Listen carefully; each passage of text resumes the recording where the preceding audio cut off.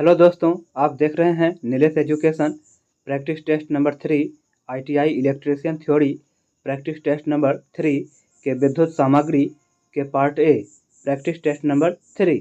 तो चलिए शुरू करते हैं। प्रश्न 1 में है विद्युत सामग्री में प्रयुक्त टर्मिनल उच्च चालकता व उच्च घर्षण प्रतिरोध वाले होने चाहिए। इस कार्य के लिए उपयुक्त पदार्थ है। विद्युत सामग्री में प्रयुक्त टर्मिनल उच्च चालकता व उच्च घर्षण प्रतिरोध वाले होने चाहिए। इस कार्य के लिए उपयुक्त पदार्थ है। तो सबसे पहले समझेंगे टर्मिनल क्या है। टर्मिनल वह बिंदु है जहां किसी घटक, उपकरण या नेटवर्क का कंडक्टर समाप्त होता है, उसे हम टर्मिनल कहते हैं। एक बैटरी में दो टर्मिनल होते हैं। एक होता है धनात्मक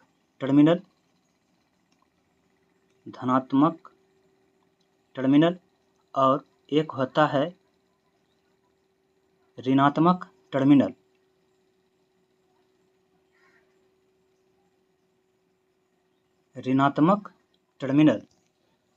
तो विद्युत सामग्री में प्रयुक्त टर्मिनल उच्च चालकता व उच्च घर्षण प्रतिरोध वाले होने चाहिए।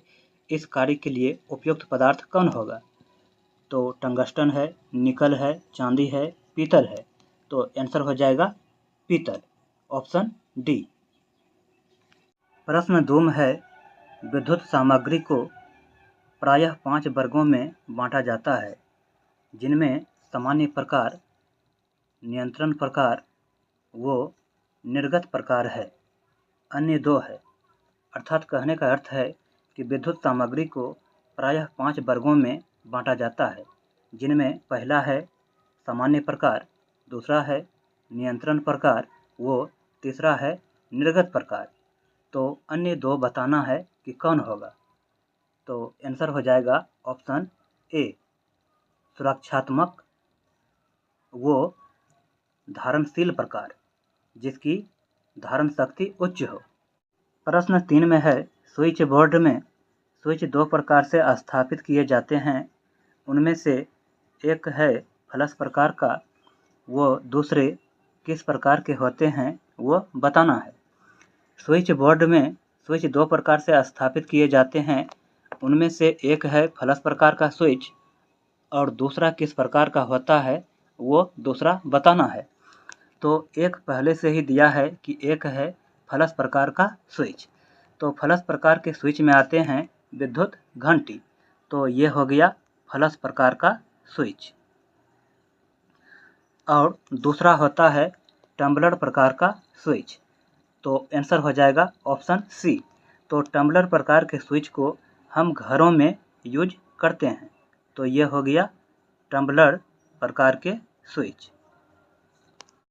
प्रश्न 4 में है टम्बलर प्रकार के स्विचों का आधार बना होता है। टम्बलर प्रकार के स्विचों का आधार किसका बना होता है?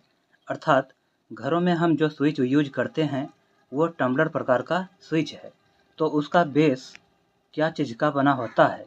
तो ये जो बेस है क्या चीज़ का बना होता है? तो आंसर हो जाएगा ऑप्शन बी, पोर्सिलेन व बैकलाइट का बना होता है। प्रश्न 5 में है सिंगल वे स्विच में प्रयुक्त टर्मिनल की संख्या होती है। सिंगल वे स्विच में प्रयुक्त टर्मिनल की संख्या कितनी होती है? तो सिंगल वे में होती है टर्मिनल 2 गो। एक हो गया ये और एक हो गया ये। और टू वे स्विच में होता है 3 टर्मिनल। तो एक हो गया ये और ये और ये। तो आंसर हो जाएगा ऑप्शन बी।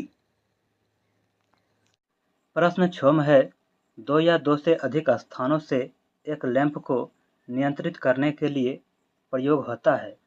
2 या 2 से अधिक स्थानों से एक लैंप को नियंत्रित करने के लिए किस प्रकार के स्विच का प्रयोग होता है? तो ऑप्शन में है SPST switch, SPDT switch, intermediate switch, DPST switch. तो आंसर हो जाएगा option C, intermediate switch. Intermediate switch में कुछ इस प्रकार से तार लगाए जाते हैं। प्रश्न 7 में है स्नान गृह, शयन कक्ष व केबिन फैन के लिए उपयोग होने वाला स्विच है। स्नान गृह, शयन कक्ष व केबिन फैन के लिए उपयोग होने वाला स्विच है। तो आंसर हो जाएगा ऑप्शन ए पुल स्विच। तो पुल स्विच एक स्विच है जो चेन या स्ट्रिंग के माध्यम से सक्रिय होता है। तो ये हो गया पुल स्विच। तो पुल स्विच ट्रैक्टर वगैरह में लगा होता है। प्रश्न 8 में है, एक फेज प्रदाय प्रणाली में ऊर्जा मापी के बाद प्रयोग होने वाला मुख्य स्विच यानी मेन स्विच कौन होता है? एक फेज प्रदाय प्रणाली में ऊर्जा मापी के बाद प्रयोग होने वाला मुख्य स्विच कौन होता है? तो आंसर हो जाएगा option D ICDP switch. ICDP का फुल फॉर्म होता है आयरन क्लैड डबल पोल। तो ICDP स्विच का उपयोग सिंगल फेज आपूर्ति सर्किट में किया जाता है। ये 15 एम्पीयर, 30 एम्पीयर, 60 एम्पीयर और 100 एम्पीयर करंट रेटिंग में उपलब्ध है। इन स्विच में या तो 2 फ्यूज लिंक दिए जाते हैं या फिर एक फ्यूज लिंक और एक न्यूट्रल लिंक दिया जाता है। प्रश्न 9 है, आयरन क्लैड डबल पोल अर्थात ICDP स्विच की उच्चतम धारा क्षमता कितनी होती है? आयरन क्लैड डबल पोल या ICDP स्विच की उच्चतम धारा क्षमता कितनी होती है? ऑप्शन है 6 ampere, 63 ampere, 32 ampere, 16 ampere.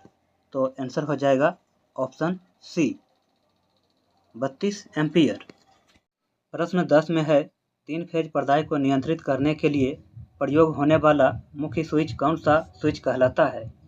3 phase प्रदाय को नियंत्रित करने के लिए प्रयोग होने वाला मुख्य स्विच कौन सा स्विच कहलाता है? ऑप्शन है ICTP, ICDP, DPIC, टॉगल।